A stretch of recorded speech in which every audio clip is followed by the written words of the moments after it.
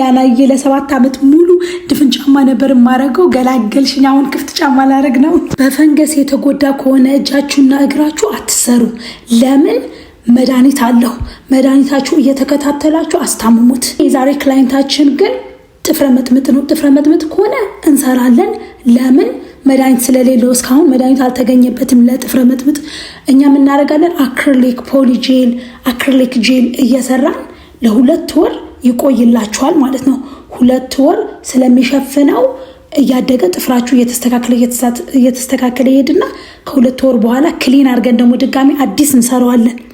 በየ2 ወሩ እየተሰራችሁ ስትሄዱ የተስተካከለ ጥፍር ይሆናል ማለት ነው አሁን የዛሬ ክላይንታችን ዛሬ ጀምረናታል በየ2 ወር ደግሞ